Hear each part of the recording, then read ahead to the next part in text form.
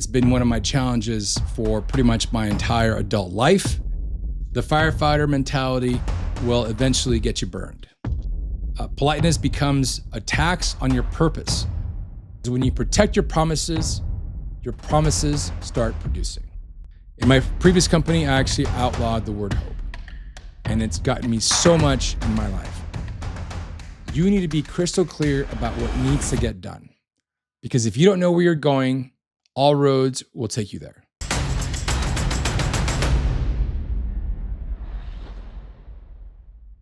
Welcome back to the Voice of Growth podcast, Mastering the Mind and Market. My name is Manny Teran, and I'm your host. On today's podcast, we are broadcasting for the first time in our motor coach, which we are converting into our new podcast studio.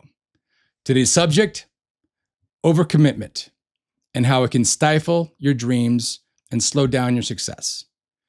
As a hard-driving entrepreneur, I too am very susceptible to this. It's been one of my challenges for pretty much my entire adult life. And as such, I have created lots of mechanisms around me in order to prevent this and mitigate this from being a problem. You see, it's not about jumping into that deep water. It's about saying yes to that next wave. It's about continuously thrashing around and treading water with lots and lots of additional things on top of what you're already doing that ultimately slows you down. Now, the idea here has nothing to do with being lazy or incapable, and it has everything to do with the same engine that creates drive and passion and work ethic. That same engine is actually hijacking our ego and adding on more when, in fact, it's not serving us one bit. By the end of this episode, you'll have an understanding of why we overcommit, a practical system in order to prevent it at its source, and then lastly, how to create an identity so that you make fewer, better promises your default and actually become more capable of doing more on your ever so shrinking list. The idea is that our podcast is about mastering the mind and market, and this subject is absolutely central to both. Because if you're treading water, you're not getting very far, and ultimately you're not able to create the kind of life you want, or at least it'll be slowed down. And that's the subject today. So the pattern is, this is more of a mirror, not necessarily a verdict. This is a judgment call. We say yes because we see possibility. We see opportunity. We're wired to believe that we can find time, that we can somehow conjure new resources or even bend the calendar or the clock. We all know that's impossible. So the idea is that the optimism that gives us that drive is actually tied to ego and to validation.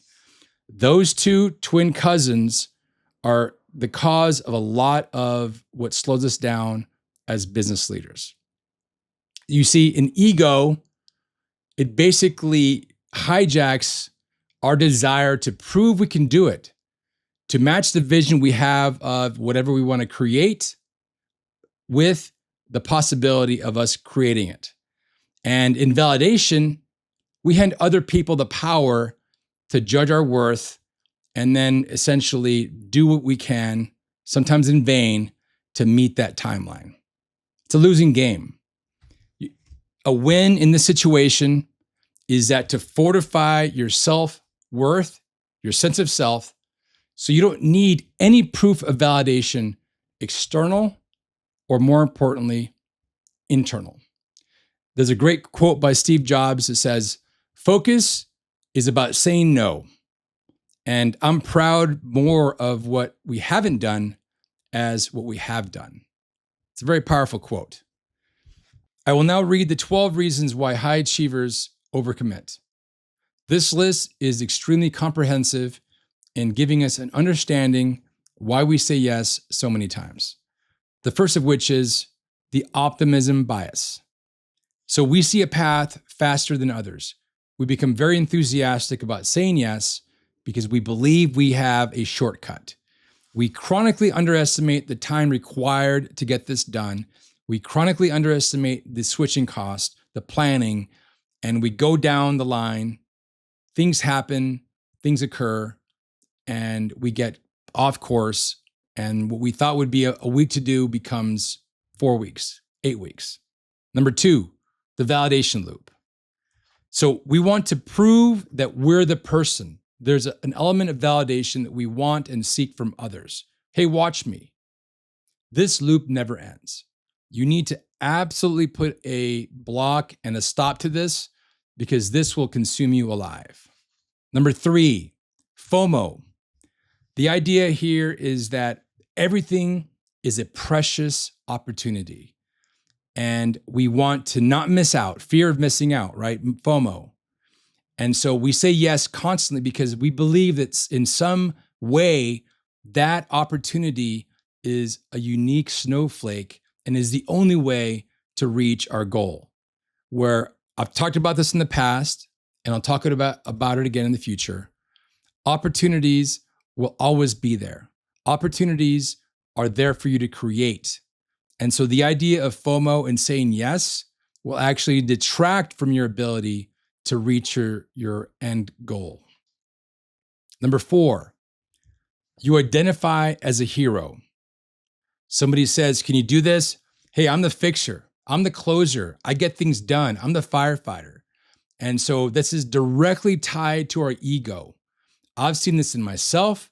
I've seen this in friends of mine that just jump in when there's an opportunity to say yes, rather than slow down and take a look of who is the best person to take this, what's the best framework, what are the best resources to get this done.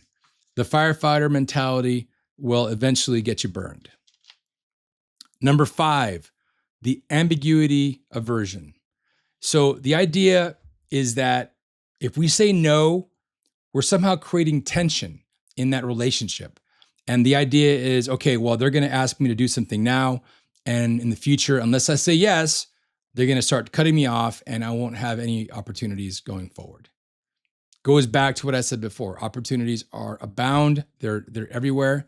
And I'll tell you this from the other side. If I have a resource at my company, if I have an engineer that says, hey, I can't do this, I will place almost no credence to that decision as to that person individually. I'll say, fine, they can't do it. I'll move on.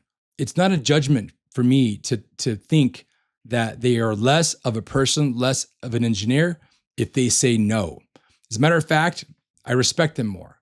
If they say they can't do something and they are working on what they can do at a superior or excellent level, that's exactly what we all need in our organizations. We need people that are focused in on delivering the task and have the proverbial blinders on to other opportunities. And I'm not saying that they're not going to be agile and nimble. What I'm saying is that they will find a way to get that whatever they need to get done without adding more and more to their plate. Number 6, misaligned strategy. If our North Star isn't explicit, if the direction we need to go isn't clear, then things that are similar to that will take us in that direction and will be a smokescreen. You need to be 100% clear to the best of your ability on what needs to get done so that everything else just is very easily a no, where the one thing that you're focused on is a yes. Number 7, the calendar illusion. We look at our calendar, we see a bunch of white space on it, and we say, oh, we've got all this time. We have a tendency to completely underestimate the amount of time we have on our working day that we feel it's okay to add more and more and more on there. White space is not like oxygen in the sense that we need a certain amount to keep us functioning, and more than that begins to actually drown us out if we're consistently and constantly adding more to it. Number 8, underpriced recovery. The idea of under pressure recovery means that when we switch from one task to the other, there's a cost associated with that. There's recovery time. If I'm working on project A, I say yes to project B. So I start moving in project B direction. I work here for a little bit of time, and then I go back to project A. The amount of time it takes for me to recover is oftentimes 25%, 20% of how much time I actually dedicated on one or the other. We're talking about if you work on project A for an hour and you switch to project B, that recovery is going to be at least 15 minutes for you to get back in that mental zone. It doesn't seem that way because you immediately start working, but you're going to be thinking about this other project A for a certain amount of time. And eventually you'll get back focused on project B. And then when you go back to project A, there's that recovery time there as well. This is wasted time rather than just focus on getting one thing done after the other. Now, this is coming from a guy that says yes to a lot, but I've been saying no to many more things in the past 5 to 10 years than I did earlier on in my career. And all of these are very clearly very close to my heart. Number 9, people pleasing. The idea that if somebody comes to us with a question, hey, can you please do this? We feel that we need to be polite, that we need to say yes. Politeness becomes a tax on your purpose. And we begin to, instead of staying rigid to our own ethics, integrity, our own vision, we say yes because we want to make the other person continue to like us. If we say no, we feel that somehow we are going to displease them and they're not going to like us and they're going to throw us out of the tribe. I've mentioned this before, but I'll mention it again. Our 200,000-year-old operating system, our brains, we are very sensitive to certain things. Some of them are very clear. Food, shelter, water, those sorts of things are very important. But safety is also very important. 200,000 years ago, maybe even 50,000 years ago, we were living in caves and we needed to survive in an organism, right? As a tribe. And if we were thrown out of that tribe, our chances of survival would plummet. In that tribe, in that group of people, there was safety in numbers, there was water, there was food, there was opportunity, there was shelter, all that. If we're ostracized in a certain situation, we're thrown out of that tribe. Now we have to fend for ourselves, and now we are become a more of prey to the predators, and our abilities begin to diminish. And so that's why many people are afraid of public speaking, because if you make a mistake, you'll be quote unquote thrown out of the tribe. Goes back with people pleasing, same exact thing. If we do something wrong or say no constantly or say no for this or for that, then we'll be thrown out of the tribe. And that really hits a very foundational level of why we exist as human beings. Number 10, lack of exit ramps. If we say yes to something, the connotation is that we'll get to the finish line. We very seldom add any level of an exit ramp.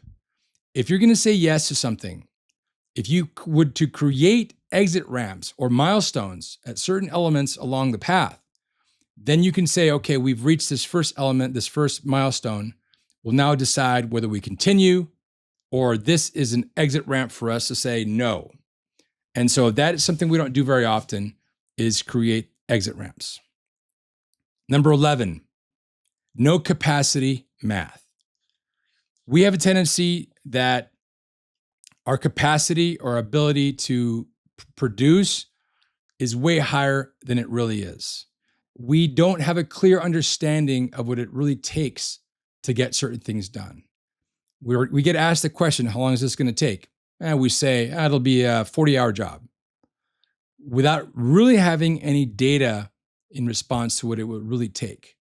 With the advent of AI, with all these time tracking modules and apps and so forth, we should be able to have a very clear understanding of what things should take to do.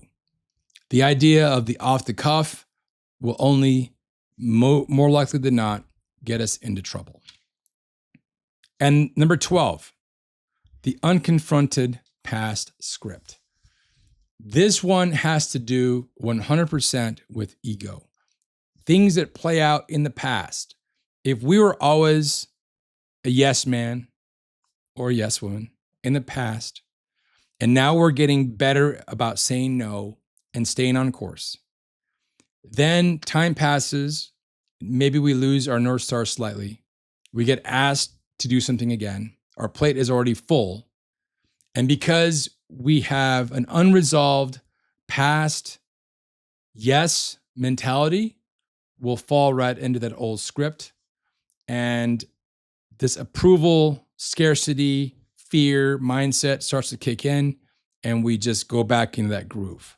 Now that we understand why high achievers overcommit, we'll now delve into the idea of building a resource fortress. This fortress is comprised of 5 elements that work together to create a moat around your most precious resource, time. This framework is based loosely on the agile methodology, where you come together with your team in a scrum. You spend time looking at what needs to get done, creating milestones, assigning resources, and so forth. And then you go out in a 2 to 3 week sprint to get these things done. If you don't know much about this, you can look online. There's lots of resources for agile software development. We've modified it for use in across lots of types of businesses. We do this for clients. If you have any questions, we can talk about this offline. But certainly, these are elements that need to be worked and looked at together. The first of which is element 1, strategy guardrails. It's all about clarity. You need to be crystal clear about what needs to get done. Because if you don't know where you're going, all roads will take you there. The idea of clarity is pervasive in all the podcasts we talk about anything to do with business growth. You need to have something clear as day in your mind. Write it down, share it with your team, so there's no ambiguity of what needs to get done. If you don't know how to do this, spend some time with this one sentence as a starting point. We create some outcome by some mechanism, whatever that might be, for this customer. Could be an internal customer, could be the machine shop, could be the financial team, whatever, by this time. This sentence will help give you clarity on what needs to get done. You also need to understand that by saying yes, you need to say no lots of times. So we won't do this. So we won't do that. So we won't do this. So we won't do that.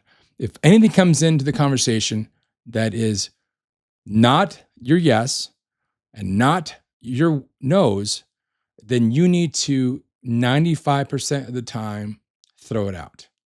We'll leave 5% in there because we never want to be so blind to the rest of the world that we're not willing to look at a new solution. Now, you need to be very careful, especially in light of all that we're talking about here, to 95% of the time say no, because otherwise you're going to continue going down that rabbit hole. Element 2, capacity math. We have a distorted framework of what reality looks like and what we hope things will unfold. In my previous company, I actually outlawed the word hope. The word hope is very ambiguous. If I ask my team, how long will it take to do this? Well, we hope that we can X, Y, Z, or we hope this. No. I want something written down. I want you to commit to something. If it doesn't work out, at least you thought about it. At least you put some shoulder into it. If you use the word hope, it gives you a very easy way out. You also need to add a tolerance budget and a recovery budget. Tolerance is that we severely underestimate how much time things will take, and we overestimate how much time we have. So the idea is immediately add at least 25% on top of that. So if you think something will take 4 hours, immediately add an additional hour, and I would even say 2 hours. And as projects get longer and longer, those things will begin to go haywire. The other element is recovery. We've talked about this. If you go and working on project A to project B, you're going to have some time that is still tied to project A as you're working on project B, 25%. Immediately between those two, 50%. You think something's going to take 4 hours, it's going to really take 6. If you're wise, if you have a lot of experience doing this, you understand that likely it'll take 8.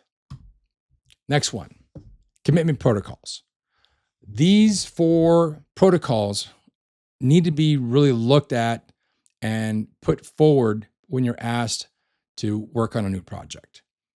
Number 1 is 3 no's before a yes.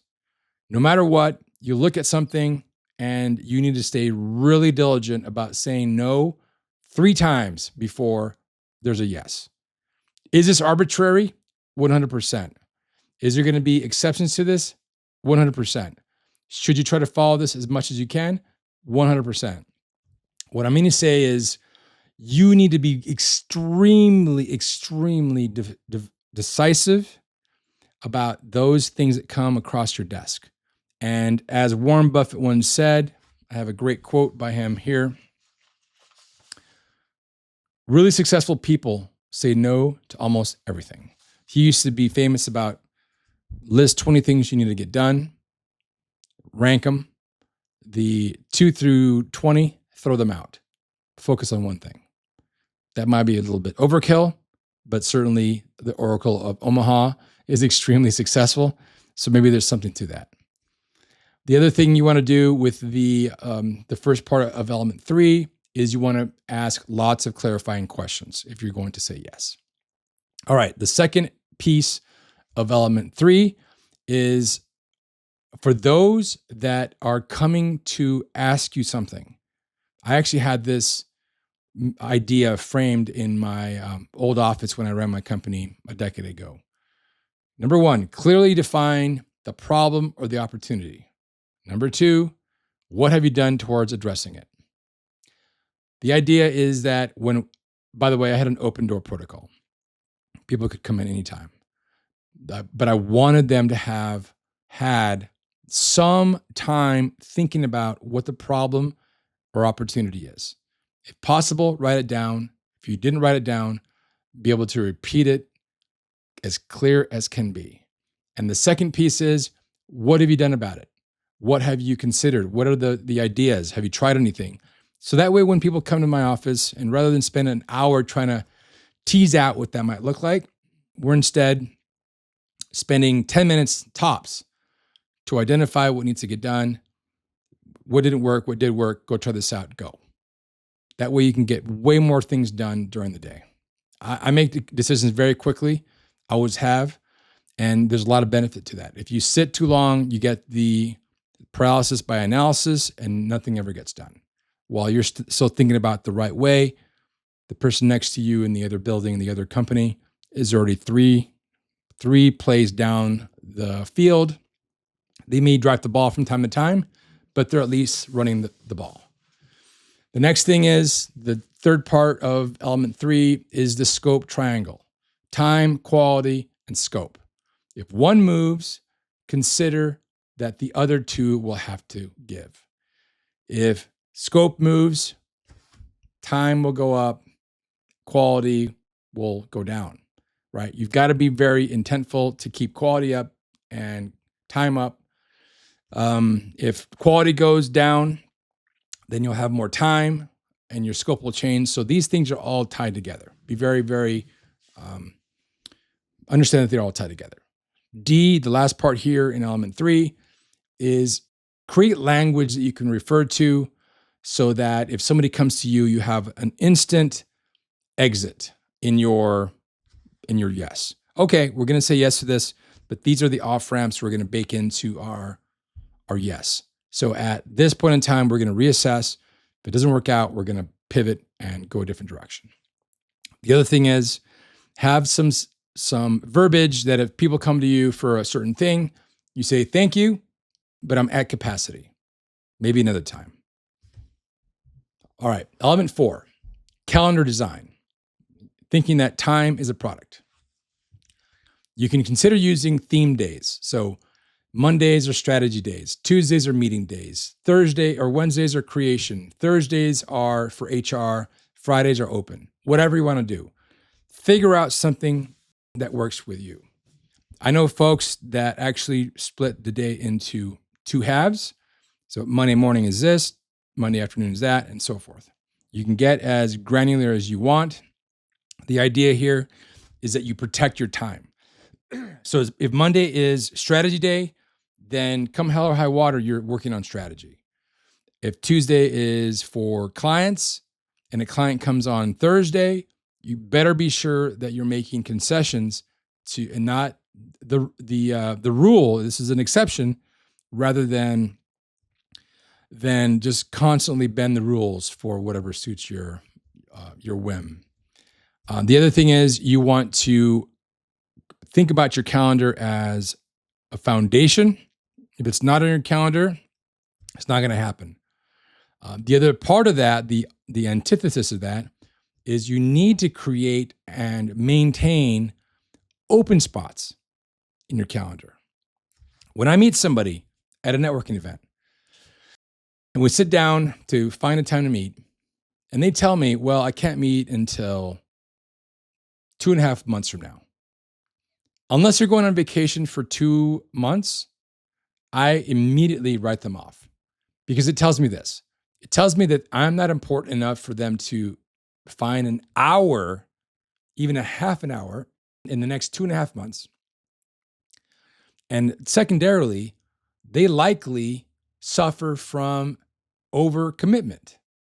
And they're either being very judicious with their time, which is very rare, so they're actually following these frameworks, or more likely than not, they are just so over capacity that you don't want to work with them anyway.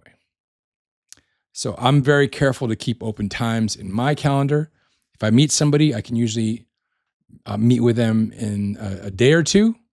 Half an hour is easy for me to find in my day, build it by design, enjoy that I have it there. And it's gotten me so much in my life. These spur of the moment meetings that I'm able to say, well, I can't meet now, but I can meet at 2:30, brings so much fruit than having my schedule so tight that I can't break away for a phone call or for a meeting. I also protect my lunch. I protect lots of other times that for me are important. Okay, the last element is energy and rhythm.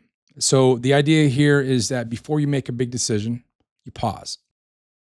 It's lots of famous generals that would pause before they made a decision. We're talking about Napoleon, Washington, Eisenhower, Hannibal, Sun Tzu. These are all epic generals that had epic careers. Many of them, most of the ones I just listed, all the ones I just listed, would pause before they made a decision. Napoleon was famous for not opening mail for a week on purpose. And what he would find is that when he did open his mail, much of what was written had already been figured out. Whether that is a lazy way of dealing with stuff or not, there's a lot of power to it. We have a tendency to be glued to these things so that we get an email, we want to immediately react to it. But there's a lot of power in pausing. Remember that. And the other thing I'll say is with this last element is focus windows. So create time in your day when you're able to focus on certain things. There's lots of science tied to this. If you're able to, we talked about recovery time. We talked about creating that time for yourself so you have free time. But when you have to get something done, block out 2-3 hours. Put your phone away, turn off your notifications on your laptop. Tell your admin that you're not going to be available for like 2 hours unless there's an emergency, and you just sit down and you work. So much power to it. if you are able to just put this away, you're already going to have a huge benefit. If you ask those around you to give you the space, you're going to reap even more benefit. So to wrap up here, the idea of creating an identity that is a person who protects their time, who makes very few clean promises, but keeps them. You want to trade short-term validation for long-term compounding. You want to do this day in, day out. And if you're able to do this, you will reap the rewards for a lifetime. This is one thing I've struggled with and am now just becoming more in stride. But just like I've explained in the beginning of this conversation, there's still a day-to-day fight that I need to address these things on a constant basis. So to end today, we'll talk about the paradox of doing less so that you can do more.